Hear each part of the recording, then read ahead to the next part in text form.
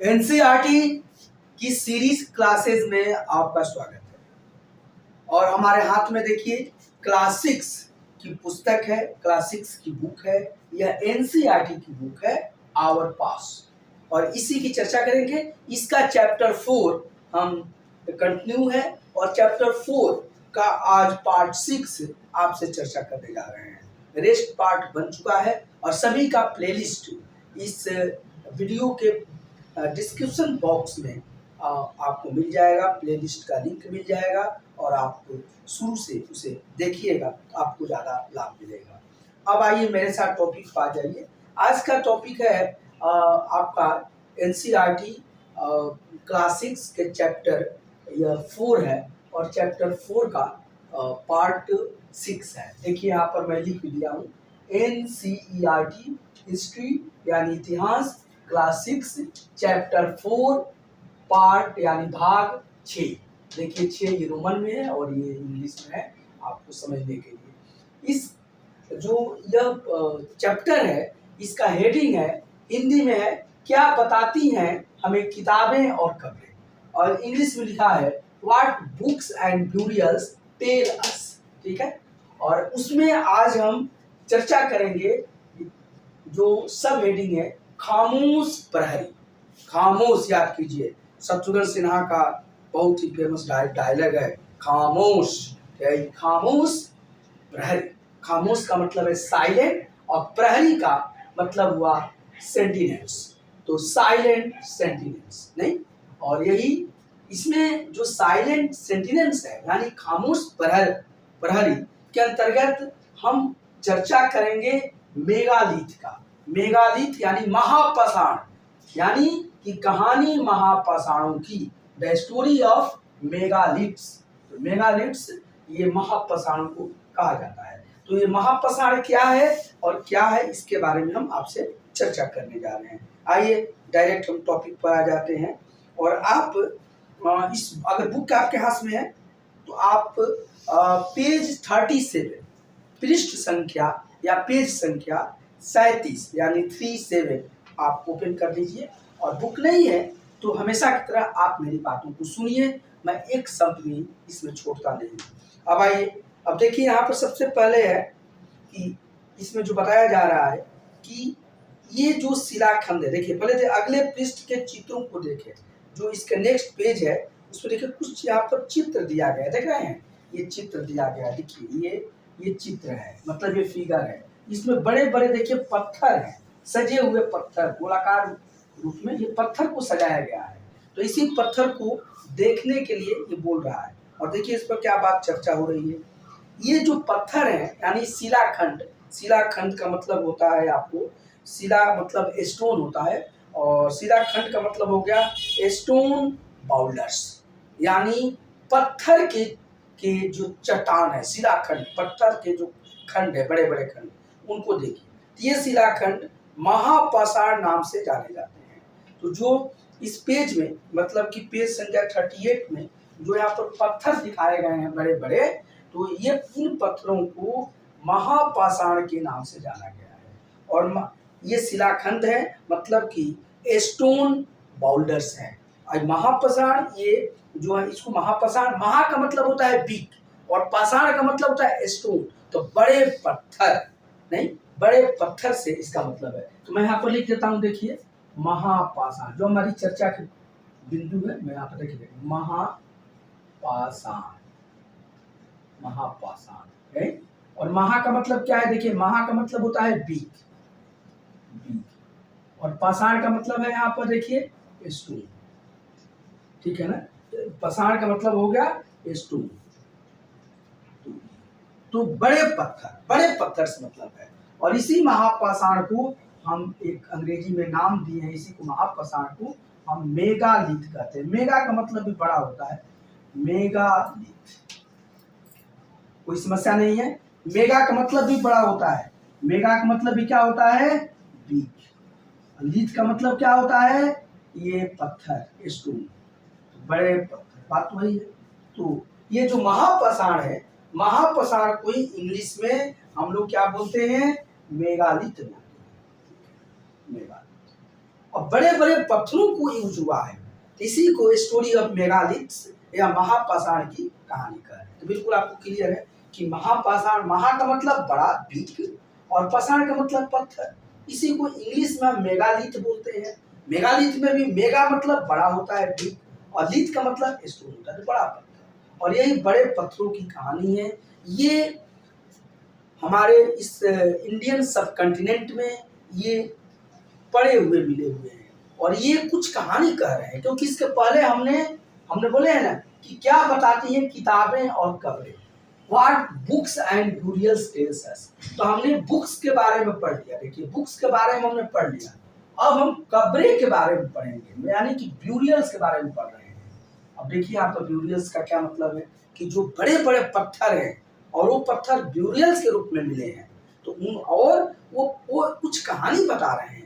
उनसे बहुत चीज हमारे जो इतिहासकार हैं या जो आर्कियोलॉजिस्ट हैं, पुरातत्वविद हैं, उनसे अतीत के बारे में, पास्ट के बारे में बहुत कुछ पता करते हैं। तो क्या पता करते हैं, देखिए यहाँ पर सबसे पहले ये पत्थर दफन करने की जगह पर लोगों द्वारा बड़े करीने से लगाए गए थे।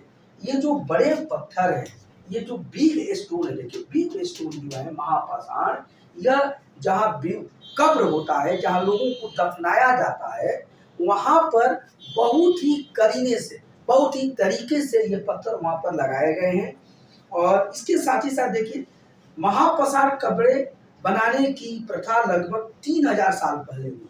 और ये जो महापाषाण की जो कब्र बन रही है, ठीक है ना, यहाँ पर मैं लिख देता हूँ कि महापाषाण कब्रें, महापाषाण मतलब मेगालिथ, ठीक है ना। तो मेगालिथ कब्रें कब से शुरू हुई है, ये 3000 वर्ष पूर्व से, 3000 वर्ष बहुत पुराना है भैया, देख लीजिए 3000 वर्ष पूर्व। आप देख रहे हैं ना, तो हमने किताब पढ़ा, वहाँ हमने कहा कि जो ऋग्वेद जो आ रहा है, जो विश्व की प्राचीनतम पुस्तकों में से एक है, वह शायद 3000 वर्ष पहले हुआ। और ये महापाषाण मेगालिथ जो कब्रों में यूज किया जा रहा है, ब्यूरियल्स में जो कब्र मतलब ब्यूरियल्स जो यूज किया जा रहा है, वो 3000 ईयर्स पहले की बात हो रही है। ये आपको चर्चा समझ में आ गई। यह प्रथा दक्कन, दक्षिण भारत, उत्तर पूर्वी भारत और कश्मीर में प्रचलित थी। और ये जो महापाषाण की प्रथा कहाँ कहाँ से थी, देखिए दक्कन, ये डेक्कन कहा जाता है, इंग्लिश में डेक्कन। इसी तरह से देखिए डेक्कन में थी। साथ ही साथ देखिए दक्षिण भारत, साउथ इंडिया, दक्षिण भारत, साउथ इंडिया, ये हम यहाँ पर चर्चा कर रहे हैं कि जो मेगालिथ है या महापाषाण को, बड़े बड़े पत्थर को कब्रों में यूज करने की प्रथा 3000 वर्ष पहले शुरू हुई है। और यह दक्कन में प्रचलित थी, यह दक्षिण भारत यानी साउथ इंडिया में प्रचलित थी। साथ ही साथ देखिए यह उत्तर पूर्वी भारत में प्रचलित थी, उत्तर पूर्वी भारत, नॉर्थ ईस्ट, उत्तर, यहाँ पर लिख देते हैं उत्तर पूर्वी भारत, उत्तर पूर्वी, नॉर्थ ईस्ट इंडिया, उत्तर पूर्वी भारत में यह प्रचलित थी। साथ ही साथ यह कश्मीर में प्रचलित थी, एवं कश्मीर बिल्कुल क्लियर है कि जो महापाषाण यानी मेगालिथ था, महापाषाण किस चीज में, कब्रों में ये यूज किया जाता था। ये प्रथा भारत में या भारतीय महाद्वीप में 3000 वर्ष पहले शुरू हुई है। और ये कहाँ शुरू थी, तो ये देखिए उत्तर पूर्वी, पहले तो दक्कन में शुरू थी, यही दक्कन का इलाका है, देखिए दक्कन इलाका है, महाराष्ट्र वगैरह, ये दक्कन है।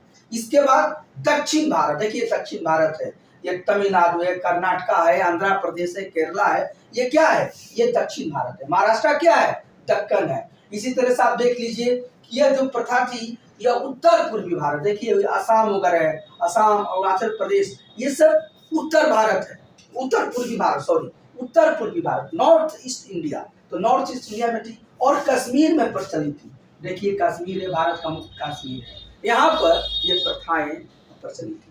यानी कि कब्रों में बड़े बड़े पत्थरों का प्रयोग लगभग भारत में 3000 वर्ष पहले शुरू हुआ था। और यह प्रथा कहाँ पर प्रचली थी? यह प्रथा दक्कन में प्रचलित थी, यानी महाराष्ट्र आदि में। यह प्रथा दक्षिण भारत में प्रचलित थी, यानी कि तमिलनाडु, केरल, आंध्र प्रदेश, कर्नाटक में। यह प्रथा उत्तर पूर्वी भारत, असम, अरुणाचल प्रदेश, ये सब जगहों पर नॉर्थ ईस्ट में प्रचलित थी। और यह प्रथा कश्मीर में प्रचलित थी, जो भारत के उत्तर में ये कश्मीर है। नक्शा आप देख रहे हैं ना, ये देखिए, तो आपको यहाँ से क्लियर हो गया होगा। अब आइए आगे पर बात बढ़ाते हैं। कुछ महत्वपूर्ण पाषाण महापाषाण पुरावस्थल यानी साइट्स मानचित्र 2 में दिखाए गए हैं। कुछ महापाषाण जमीन के ऊपर दिख जाते हैं, कुछ महापाषाण जमीन के भीतर है। ये है, ये जो मेगालिथ साइट्स हैं, मेगालिथ जो साइट्स है, माने महापाषाण जो कब्रें हैं या महापाषाण जो पुरा स्थल है, यानी कि मेगालिथ साइट्स जो है, यह मानचित्र यहाँ पर देखिए 2 में दिखाया गया है। मैं मानचित्र 2 पर आ जाता हूँ, पेज संख्या 12 में है। देखिए पेज संख्या 12, तो ये पेज संख्या 12 आप निकाल लीजिए, वहाँ पर मैं आपसे चर्चा करता हूँ। इसमें जो कुछ मेगालिथ है या महापाषाण है, वह जमीन के अंदर है और कुछ जमीन के ऊपर है। बिल्कुल बड़े है। हम जो पढ़ने जा रहे हैं कि भारत में लगभग 3000 वर्ष पहले कब्रों में यानी ब्यूरियल्स में बड़े बड़े पत्थर का उपयोग किया जाता था। इसी को महापाषाण या मेगालिथ साइट्स कब्र बोलते हैं। और ये हम देखते हैं कि कुछ पत्थर जो है या कुछ पत्थर जमीन के ऊपर मिलते हैं, कुछ जमीन के नीचे भी मिलते हैं, ऐसे इस तरह के कब्र।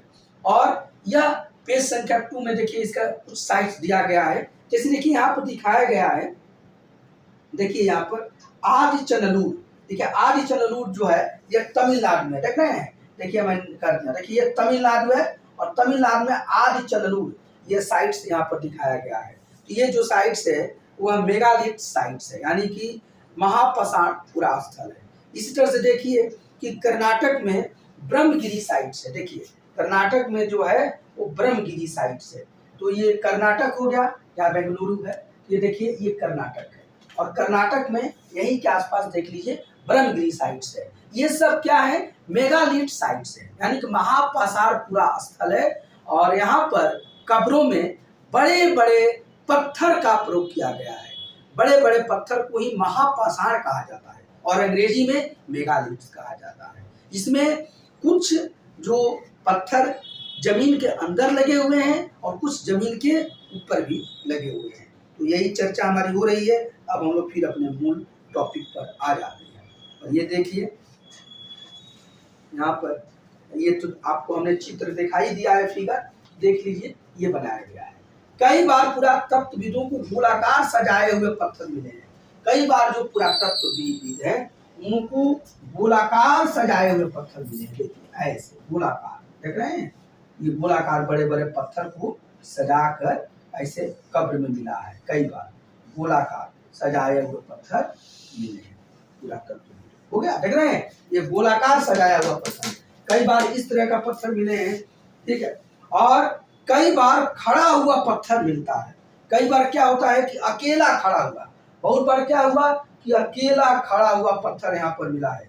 यहाँ पर अकेला खड़ा हुआ पत्थर मिला है, देखिए अकेला खड़ा हुआ, ऐसा अकेला खड़ा हुआ पत्थर मिला है। देखिए कई बार गोलाकार के रूप में मिलता है पत्थर, कई बार अकेला सिंगल इरेक्टेड ये महापाषाण मतलब कि मेगालिथ मिला हुआ है। तो इतिहासकारों को दोनों चीज ये मिले हुए हैं। इसी के साथ साथ देख लीजिए कि यही एकमात्र प्रमाण है जो जमीन के नीचे कब्रों को दर्शाते हैं। मतलब कि जो एक बड़ा पत्थर जमीन के कुछ तो जमीन के नीचे लिखते हैं और कुछ जमीन के ऊपर लिखते हैं। और यही प्रमाण है कि लगता है कि कब्र जो है वो जमीन के नीचे भी कब्र होते थे और कुछ जमीन के ऊपर भी होते थे। अच्छा देखिए, आप महापाषाणों के निर्माण के लिए लोगों को कई तरह के काम करने पड़ते थे। ये जो महापाषाण का जो काम होता था, बड़े बड़े पत्थरों को कब्रों में यूज करने का जो काम होता था, यह इसमें लोगों को कई तरह के मशक्कत करने होते थे, मेहनत करने होते थे। क्या क्या करने होते थे? यहाँ पर देखिए, सबसे पहले तो यहाँ पर वो लोग क्या करते थे? गड्ढे खोदते थे, यानी कि पिटिंग डिस्क। पहले तो बड़ा देखिए गड्ढा खोदेंगे, आज भी देखते हैं अगर 100 को दफन करना है तो बड़ा भाई, दफन करने के लिए तो गड्ढा खुदाई की जाती है ना, गड्ढा को खोदा जाता है। उस समय भी गड्ढे को खोदते थे, शिला खंडों को ढूंढ कर लाते थे। जो बड़े बड़े शिला खंड है, बड़े बड़े पत्थर हैं, उसको वो लोग दूर दराज से क्या करते थे, ढूंढ के लाते थे यहाँ पर, जहाँ जहाँ दफन करना है डेड बॉडी को या मृतक के शरीर को। इसके साथ बड़े पत्थरों को तराशते थे, बड़े बड़े पत्थर को क्या करते थे, कार्विंग करते थे, तराशते थे। ऐसे ही पत्थर नहीं लगा देते थे, उसको खूब सुंदर तरीके से कार्विंग करते थे, ब्रेकिंग करते थे, तराशते थे, तराश के लगाते थे और मरे हुए को दफनाते थे। इसके बाद जो मरा हुआ व्यक्ति है, तो मरा हुआ व्यक्ति के जो डेड बॉडी है उसको वहां पर दफन करते थे, तो दफनाते थे। और दफन का मतलब है क्या करते थे, यहाँ पर ब्योरिंग करते थे, बिरिंग करते थे, ठीक है ना, ब्यूरियल्स है ना, तो ब्योरिंग करते थे, दफनाते थे। इन सब कब्रों में कुछ समानताएं हैं, जो कब्रें मिली हैं ये सारी इस तरह की, उसमें कुछ समानताएं भी देखने को मिल रही है, सिमिलरिटीज मिल रही है। सामान्यतः मृतकों को खास किस्म के मिट्टी के बर्तनों के साथ दफनाया जाता था।